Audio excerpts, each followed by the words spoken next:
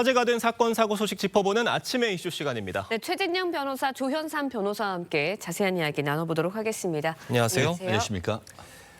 앞서 전해드린 대로 헌재가 감사원이 선관위를 직무 감찰한 건 위헌이라고 결정을 했습니다. 어떤 근거로 이런 판단을 내린 겁니까?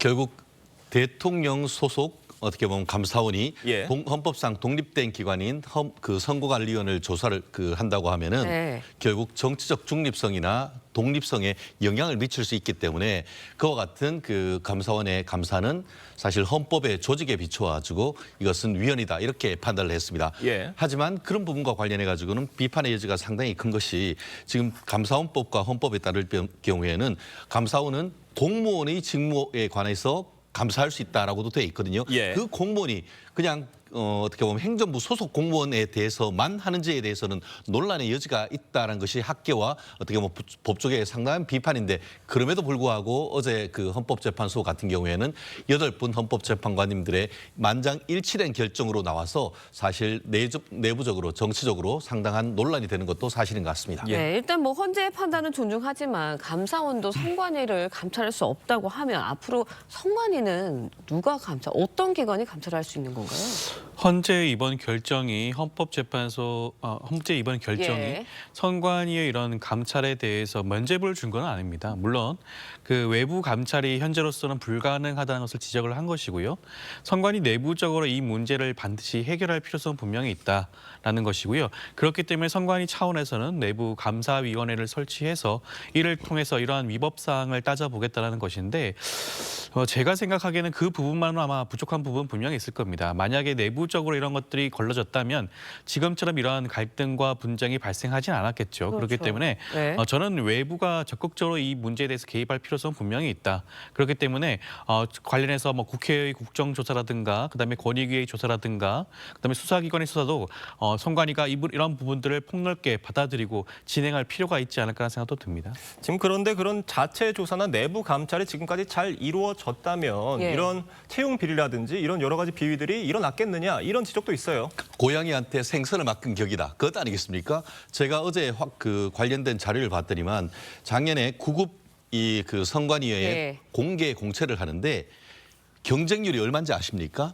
100명 모집하는데 87,860명, 871대 1이었습니다. 예. 보통 공무원들은 그렇게 되려고 네. 애를 쓰는데 경력직 공무원은 패밀리 비즈니스 했다는 점에서 많은 국민들의 경악과 공포를 자아내고 있는 그런 상황 아니겠습니까? 그럼에도 불구하고 이제는 선거관리위원장은 판사한테 맡겨서 방어막을 치고 현역 국회의원들 같은 경우에는 선거를 해야 되니까 잘 보여야 되니까 그것도 못하고 검찰은 압수수색 영장을 하면은 이 선관위원장이 법원이 판사가 있다 보니까 압수수색 영장도 제대로 나주지 않는 이런 상황 속에서 내부적으로 감사위원회를 강화한다는 것이 사실 대안이 될 것인가? 어제 같은 경우에 헌법재판소 같은 경우에는 대안이 있다는 것이 두 개가 하나는 국회의 국정감사, 두 번째는 내부적인 감사위원회를 강화하는 것이라고 했는데 둘 다 과연 실효성이 있는가? 예. 이런 식으로 해서 사실상 3중, 4중 방탄막을 만들어 놔버린다고 하면은 누가 이렇게 선거관리위원회에 대한 제대로 된 어떤 외부 감사를 할 수 있는가? 일반 사기업만 해도 그렇지 않습니까? 이 외부 감사에 보면 법률에 의해 가지고 정말 하나하나까지 현미경처럼 어떻게 보면 감사를 하고 있는데 국민의 세금으로 운영되는 선거관리위원회가 자기들끼리 패밀리 비즈니스를 한다고 하면은 도대체 이런 감사 기능이 제대로 돌아갈 수 있겠는가에 대한 비판 너무나 당연한 것이 아닌가 생각합니다. 네, 말씀을 해주셨지만 공교롭게도 어제 감사원의 경력직 채용에 대한 채용 비리가 900건에 달한다는 그런 감사 결과가 나왔거든요. 헌재 판단이 이제 나온 상황에서 그렇다면 이 감사 결과는 어떻게 되는 건가요? 네, 일단 감사원이 지금 헌재의 결정을 앞두고 사실상 당일날 발표한 셈이 됐는데요. 예. 그렇게 발표한 것 자체가 사실은 좀 어떤 의미를 가지는지에 대해서 좀 생각해 볼 필요가 분명히 있습니다. 사실상 헌재의 이번 결정을 통해서 헌재의 결정은 모든 국가기관을 구속을 하게 되는 거거든요. 그렇다고 한다면 지금은 감사원이 어떠한 결정을 내리든지 간에 여기에 기속되어서 선관위가 판단할 필요가 없는 상황이 될 겁니다. 그렇다고 한다면 감사원은 내가 지금까지 이렇게 감사 결과가 나왔음에도 불구하고 헌재 결정이 잘못되었다는 취지로 한 것은 아닌지 저는 좀 그 부분에 대해서 조금 걱정스러운 부분도 분명히 있고요. 어찌되었건 감사원의 결정이 나왔 나왔으니 거기에 대해서는 선관위가 이제 응답을 해야 됩니다. 예. 감사원의 감찰 결과를 수용하지는 못하더라도 자체적으로 감사위원회를 통해서라도 이 부분을 반드시 짚어봐야 되고요.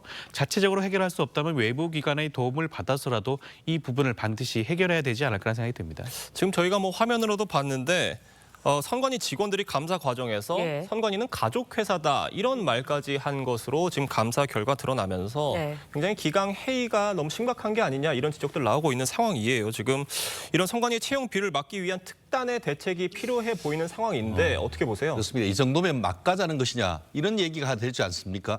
패밀리 비즈니스 가족 회사라고 한다고 하면은 자기들이 해가지고 자기들이 예산을 마련하고 자기들이 돈 벌어 와야 되는 건 아니겠습니까? 국민의 세금으로 운영되는 이 선관위가 패밀리 비즈니스라고 당당하게 얘기하고 그것이 전통이라고 얘기한다고 하면 그 존립이 이루어지겠습니까? 예. 그렇기 때문에 이런 부분과 관련해 가지고는 저는 민주당이 선거관리위원회 특검을 발의해야 된다고 봅니다. 사실 기존 검찰로 해서 압수수색을 하려고 하니까 영장 자체도 안 나왔지 않습니까? 이 정도의 비리가 그대로 있다고 하면은 예. 오히려 여야 합의해서 이번 같은 경우에 선거관리위원회 특검을 발의하고 그에 따르는 어떤 대책을 해서 완전히 이번을 계기로 해서 발본색원을 해야 된다. 그리고 내부적으로 지금 감사원의 예. 그 감사위원회를 독립한다고 했는데 오히려 선거관리위원회 감사와 관련된 외부 감사와 관련된 특별법을 만드는 것도 저는 어떤가 제안을 해봅니다. 네, 알겠습니다. 선관위 관련 이야기 해봤고요. 이번에는 다음 이야기도 해보겠습니다. 인천의 한 빌라에서 불이 나서요. 집에 혼자 있던 12살 초등학생이 크게 다친 것으로